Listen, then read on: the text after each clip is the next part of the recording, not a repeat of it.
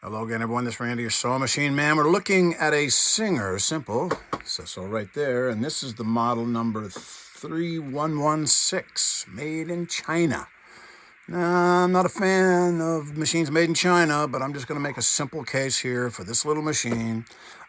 It's not my first choice. It's not on my list of choices. You know, I'll go with the classic Singers, the 401s, the Slantomatics, the 158s. But if you're going to go down to Walmart, I guess, and get a sewing machine and take it home and sew on it, see how you like it. What the heck? I'd get this before I would get the heavy duty, because the heavy duty usually costs more. There's nothing heavy duty about it. And this has a front load 15 class setup. The classic front load, just like a Kenmore 158, the one I'm the most fond of.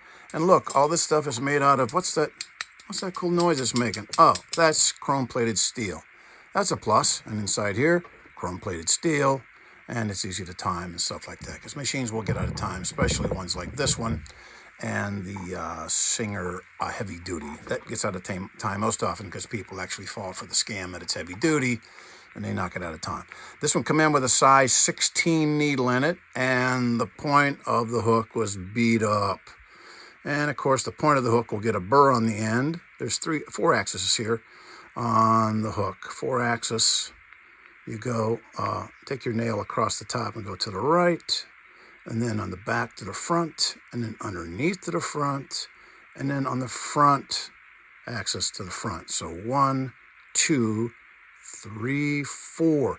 I run my nail across all 4. If I feel a bump, a snag, anything rough, I recondition it, and I have a video on recondition it with a diamond file. You get a diamond file, and you take the rough parts off, and you get it down. If you don't have a jeweler's polishing wheel like I have here in the shop, you get some fine emery cloth, and you rough it, and then you finish it off with super cool crocus cloth, industrial grade. And these are available at your local big box store, hardware store, wherever you want to get it at, maybe online. But it's a 3-step thing. You rough it up with, smooth it out, basically get the real rough stuff off with the file. And you get those at hardware store. I think Northern Tool has them. They're the files that have the diamond fragments in there. If you have just the metal files, you'll make music. It'll be a wonderful thing, but you won't move much metal. So get the diamond files, get them rough, smooth them down, 4 axis all the way around. And they fit right in here. Of course, the first thing I do when I check these out is see how much debris is down here in this area. And it builds up in there. It gets pretty wacky, the debris that builds up. Let me get a little zoom in on here so you can see what I'm talking about, because we're going to spend just a few moments in here. This is the most important area on this machine to oil. There's a couple other that I'll show you, but the most important area is going to be here in your hook assembly, because this hook runs in this race in here. The race is, let's use my file for an emphasis pointer, right here. The hook sits right inside, right there, right inside. It rests in there, like so. And it has to run on a thin film of oil, just a little bit of oil. So you take your needle oiler and you just put a drop in here. I always put a drop in there, drop it here. Back here's really important, back there, behind that. That's a place that you really need to oil very regularly. But you put oil in there so there's a layer of oil between the 2 metal surfaces. Otherwise, you'll get what I'm going to show you. People say, what is that? Where's that grease coming from? How can there be grease in there? I didn't put any grease in there. Let me find this place on my rag here. You see that? They will, what kind of grease is that? That's called metal shaving. That's like a metal powder, because metal on metal, this is soft. The chrome-plated steel is very hard, and this will grind that away until it becomes oval shaped. Always put a drop of oil in there every 2 bobbins. Bobbin holds about 100 yards of thread. Every 2 bobbins, you sew the length of 2 football fields. A lot of sewing, so you put a drop in there so it runs back and forth. nice and easy. And I have a video on how to take this apart, put it back together, and do all the cool stuff with the little notch in the bottom. Right one goes to the right, left one goes to the left. If you do it any other way, it won't go back together. The left one has to go to the left to unlock it, and then back to the right. The right one has to go to the right to unlock it, and then back to the left. If you don't do it that way, it won't work. Wow, what a mess. Anyhow, that's how it works. Down under here, it has a nylon drive gear. It's a nylon drive gear. It's not made out of steel. It's nylon. And it's not going to be a problem unless you sew on something really heavy with it, which everybody seems to want to do. But the machine, like I always say, doesn't commit suicide. It's always a homicide by the operator because the needle won't want to go down through the fabric. The needle will get to the fabric right there, and it'll stop. And the operator will get the hand wheel, and they'll force it down, and that usually rounds off this gear. I see a bunch of these gears. They're rounded off. This machine has a 0.6 amp motor. It doesn't have the strength to break that gear. And I imagine they didn't put a 1 amp in there so it wouldn't break that gear. You'll have to break it yourself. You'll have to get a hold of the hand wheel over here on the side, and you'll have to force it. And when you force it, either the hand wheel will break or that gear will break. You're like, wow, that's good. Yeah, it's a light duty machine, very light duty. What we got you under here, you see the little oiling journal. Whenever you see this little dot, like right there, see this little dot? That's an oiling journal. There's a hole right there. Little dot's a hole. The end of any shaft that turns, if it hinges, pivots, rotates, or slides, give it a drop of oil. That's anything going through a bearing and out the other side. Either end of it gets oil. Anything that hinges like this gets oil.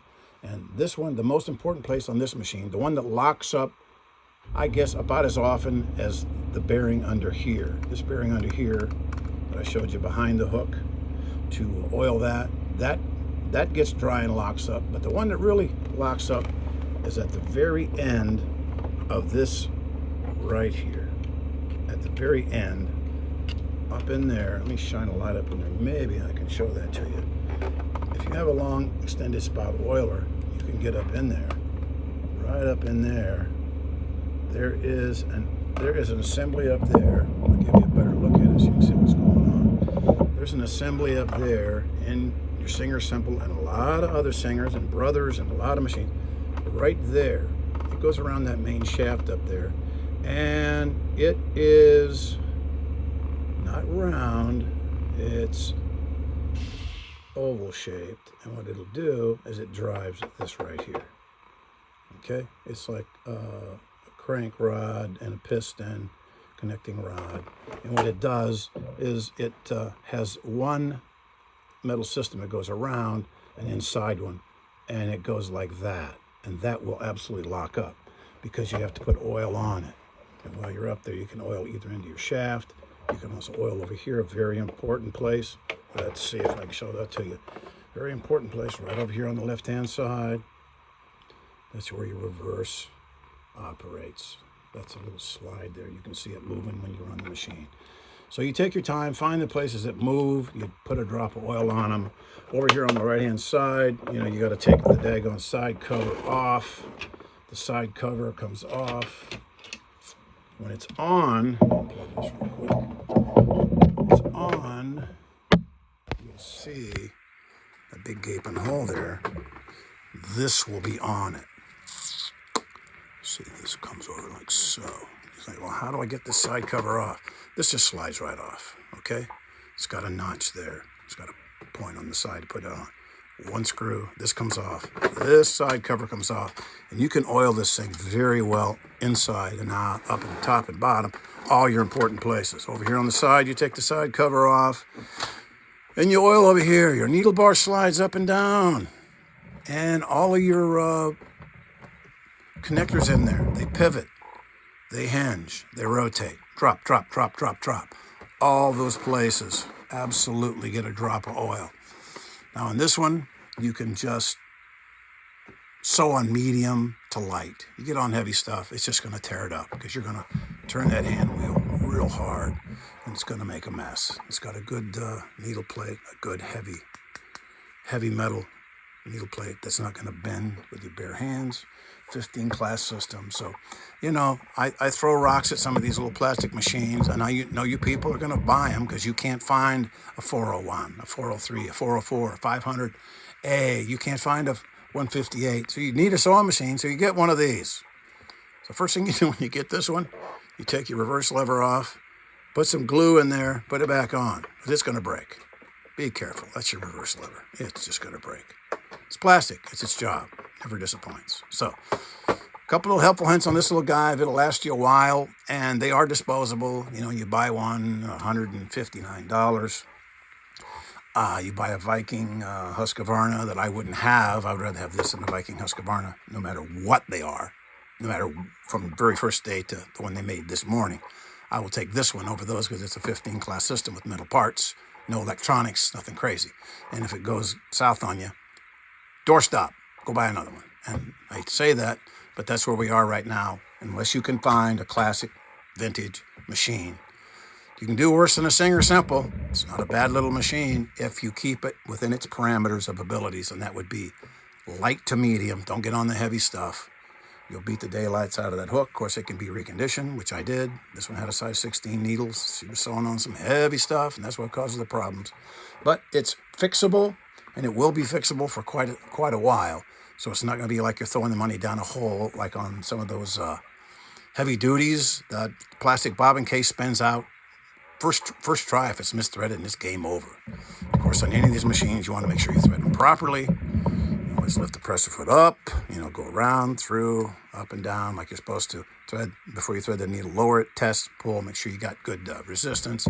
So there's a lot of things you can do. Watch some of my videos. You can see the things you can do to keep out of trouble and but don't ever take your hand wheel. When it decides it wants to stop sewing, it's saying, I'm done. Don't force it.